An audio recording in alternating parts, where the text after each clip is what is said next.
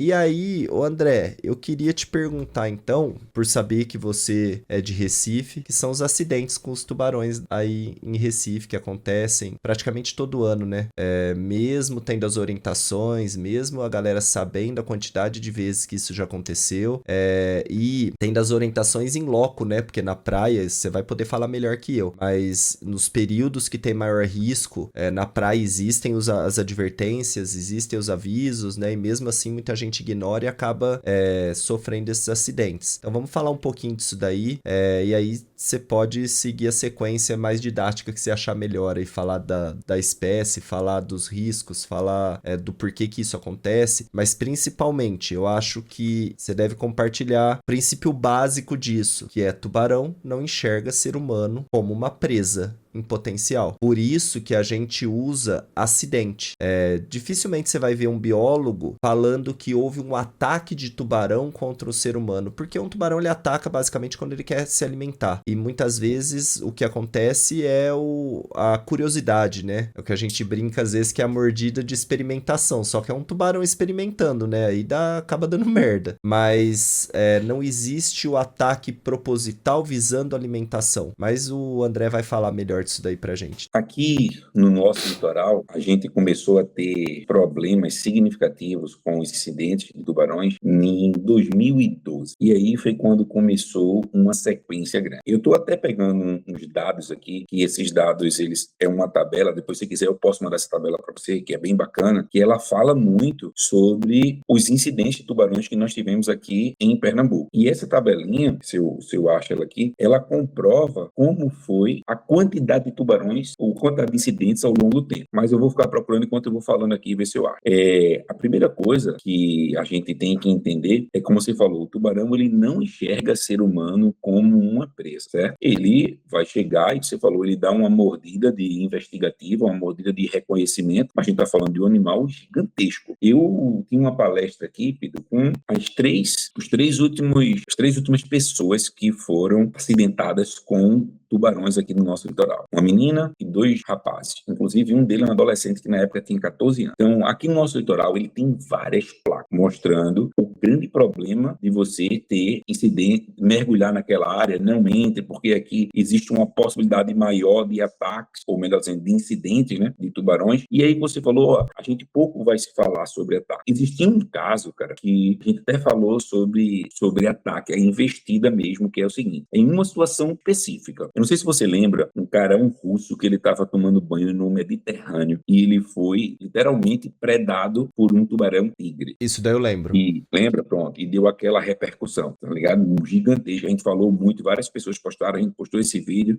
Só que aí é o seguinte: esse tubarão que essa pessoa terminou predando essa pessoa, quando eu fiz o vídeo, eu destaquei logo uma coisa. Eu digo, ó, nesse caso, muita gente chega assim pra mim: olha aí, tá falando que o tubarão no Recife não gosta de carne humana? Tá vendo que esse cara aí, o tubarão comeu, devorou ele, olha aí a situação. E agora, o que é que os biólogos vão falar? Eu disse, olha, galera, eu acho muito provável, eu posso estar errado, mas eu acho muito provável que isso aí é uma fêmea. O tubarão-tigre, ele pode produzir até 60 filhotes numa barriga. Imagina um animal que precisa ter uma grande quantidade de consumo de alimentação para que ele possa nutrir todos os seus filhotes. Quando esse consumo baixa demais, o que é que acontece com a fêmea? Ela sabe que se ela não correr rapidamente atrás de alimentação, dentro da barriga dela vai começar uma relação ecológica desarmônica chamada de canibalismo. Os filhotes que desenvolverem mais rápido, eles vão predar os irmãos dentro do ventre materno ainda. Então, quando acontece esse caso, um tubarão, uma fêmea, ela está ajuda e ela está sem se alimentar durante muito tempo, ela sabe que qualquer alimentação é a salvação dos filhotes dela, da ninhada dela. E aí, nesses casos, pode acontecer dela predar o que tiver na frente, estiver se mexendo, ela vai predar. Mesmo ela não gostando do consumo daquela carne, ela come cujo objetivo é salvar os seus filhotes, como toda mãe faria. Então, é um caso bem, bem pontual, bem específico. Mas, se você falou acertadamente, a maioria das vezes é por confusão. Ou então, quando o ser humano ele ultrapassa o limite. Como eu falei para vocês, aqui tem várias placas, que essas placas sinalizam os locais que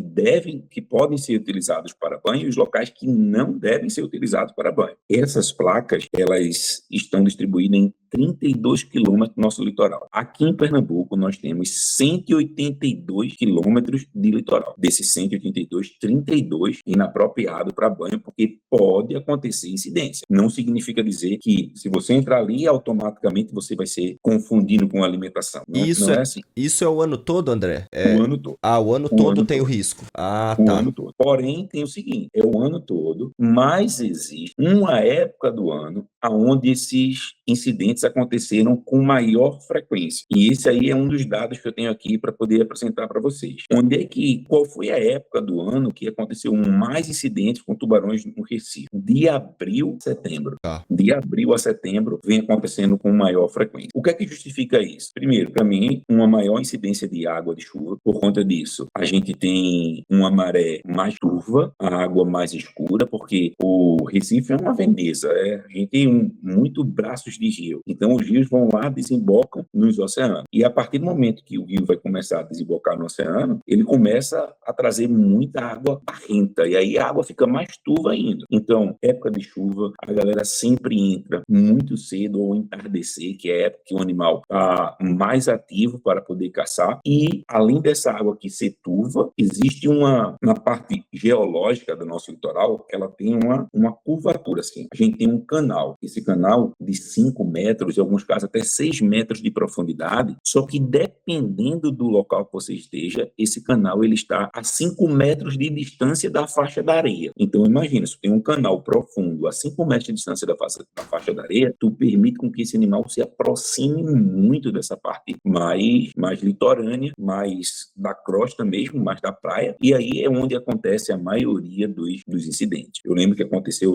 só não vou me recordar a data, de uma turista que veio para cá, se não me falha a memória, não sei se foi São Paulo ou foi do Rio de Janeiro, e mesmo tendo as sinalizações, mesmo os guardas-vidas explicando, tem gente que acha que, não, para mim não vai ter problema, eu não vou ter nenhuma situação, ou não vai acontecer comigo, algo desse tipo, e aí infelizmente ela entrou, e dá para ver na hora da cena, que quando o animal morde ela, a água, ela fica toda vermelha, e aí você já sabe ali, por uma câmera de segurança, viu, de um poste de segurança na orla, dá para você ver na hora do ataque do animal, ela e a amiga dela conseguiu sair, ela não conseguiu, ela estava se afogando, porque ela caiu nessa parte do canal, e aí geralmente quando um ser humano está se afogando, as batidas que a gente dá na água, o animal ele é muito sensível, do meu ponto de vista talvez seja a espécie mais adaptada que nós temos, no processo que ao longo do tempo, a adaptabilidade evolutiva dela foi algo sensacional. Então o animal tem linha lateral, um pulo de Lorenzini, um animal que consegue ter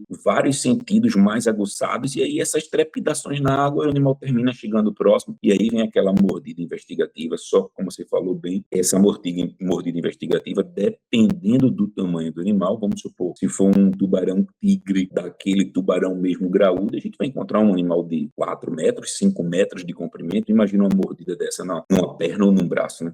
Eu costumo brincar, eu até falo nas minhas aulas que o tubarão, ele evoluiu para ele virar quase que uma máquina perfeita de caça. Óbvio que das presas dele, mas uma máquina quase que perfeita de caça. Primeiro ponto é porque o bicho tá em mar aberto, então ele precisou se tornar muito eficiente, porque qualquer tipo de presa que ele tivesse que caçar ao longo do processo evolutivo dele, teria muita área de fuga, área de escape, então ele teve que se tornar eficiente tanto na busca quanto na apreensão desses indivíduos, capturar essas presas. E é o que você falou, ampola de Lorenzini, só para quem não sabe, dar uma esclarecida, são pontos que o tubarão tem ao longo de toda a cabeça dele, mas principalmente concentrado na região do focinho dele, na frente dos olhos, na região do focinho, que tem como objetivo capturar sinal elétrico na água. E aí você fala, mas animal emitindo sinal elétrico? 2 pontos. Você só tá vivo por conta de sinal